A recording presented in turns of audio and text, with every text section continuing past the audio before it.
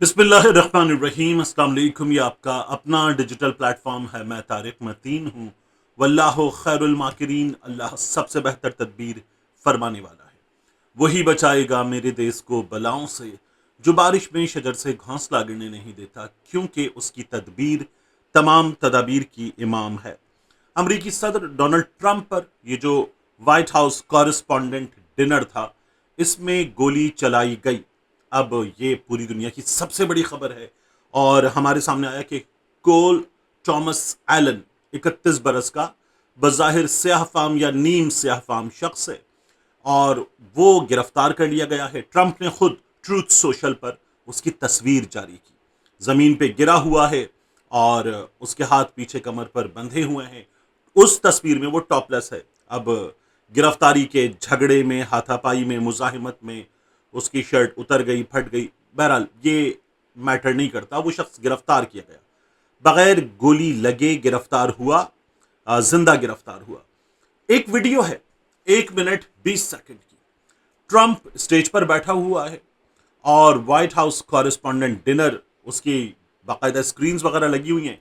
Hilton hotel में ये तकरीब हो रही है और उस तकरीब में कोई 2600 के करीब लोग वहां मौजूद हैं और वहां पर ट्रंप स्टेज पर, उसकी एक तरफ एक खातून, फिर एक तरफ दो खवातीन और उसके स्टाफ की खातून, ये बैठे हुए हैं। कोई शख्स बिल्कुल पीछे ट्रंप के मौजूद और उसको एक पर्ची देता है।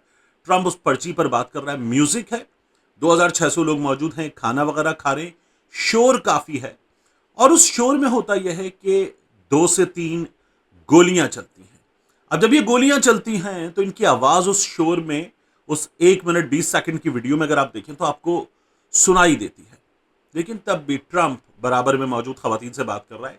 पीछे खड़ा हुआ बंदा ट्रंप को वो पर्ची दिखा रहा है। एक आध खातून हैरान होती हैं और फिर उसी वक्त हम ये देखते हैं कि लोग जरा हरकत में आते हैं। ट्रंप की सिक्योरिटी टीम हरकत में आती है, ट्रंप को लेकर भागती है, जेडी वेंस को लेकर भागती है और उनको वहां से हटा दिया जाता है।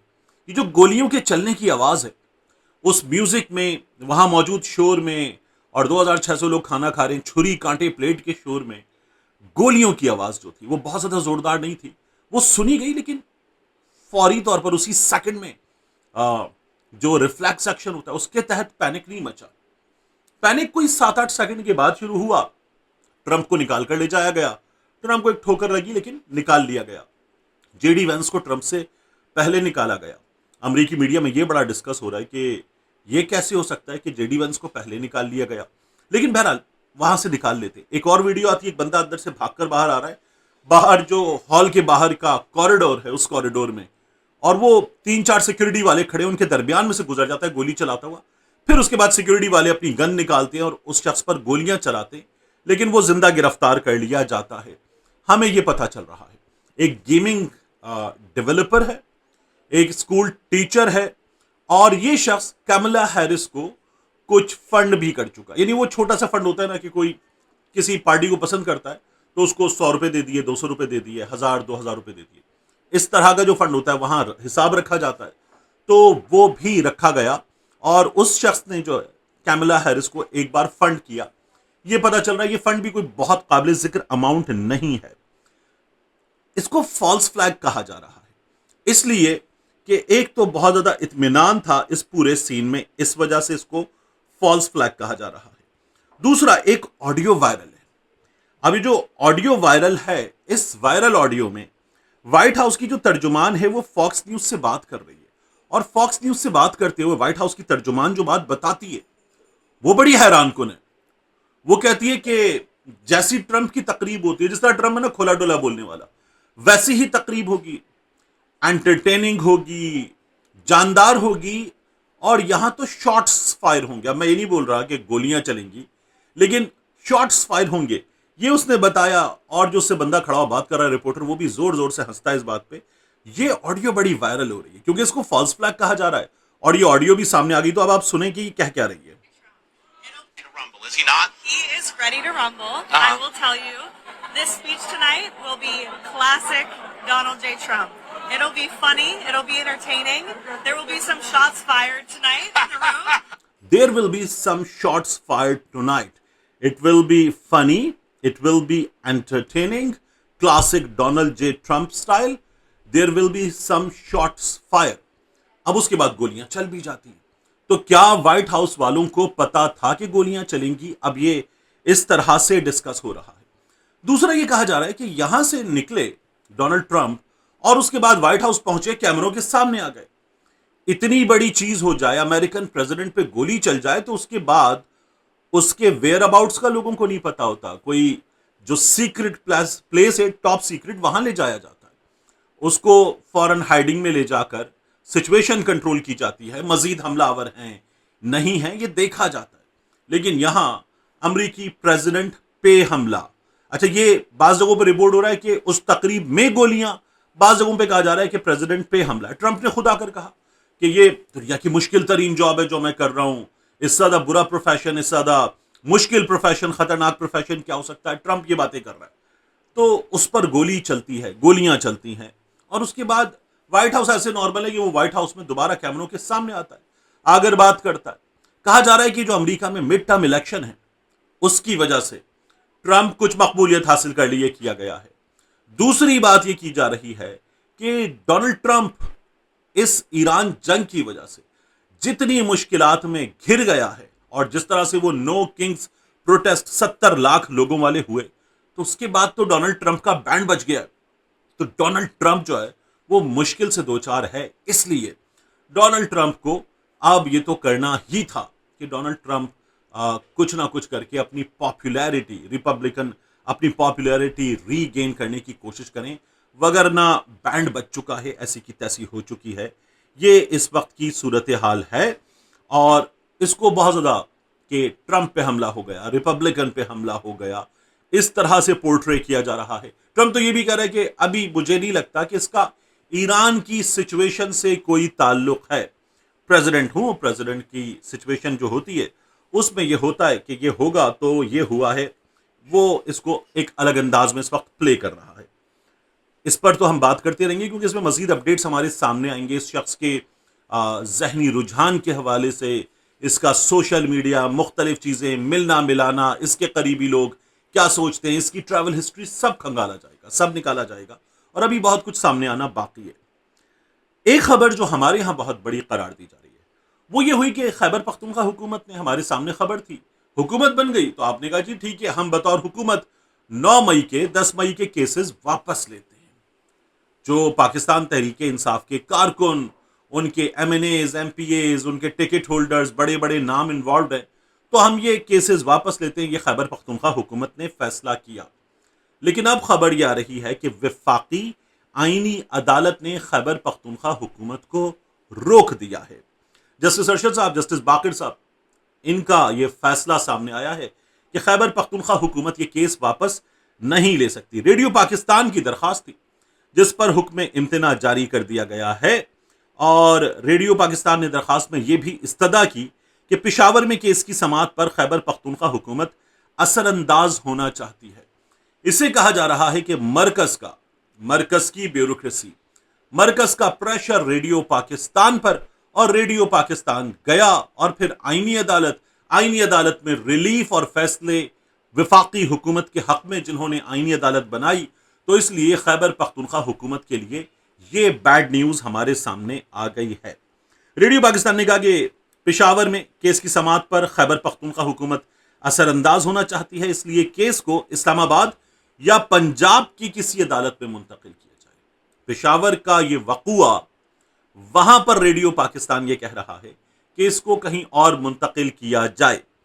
रेडियो पाकिस्तान का केस ये वही केस है जिसमें वज़ीर आला खैबर पख्तूनख्वा सुहेल आफरीदी समेत साबिक वुज़रा और पाकिस्तान तहरीक इंसाफ के कुछ रहनुमा, इनको नामजद करने का फैसला हुआ। ये इब्तदाई FIR में इनमें से बहुत से लोग नामजद नहीं थे।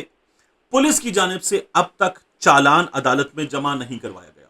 इसकी फुटेजेस सामने आई जब सुहेल आफरीदी इसमें इन्वॉल्व हैं, ये बातें शुरू हुई, तो फिर उनको भेजा गया पंजाब फॉरेंसिक साइंस लैब।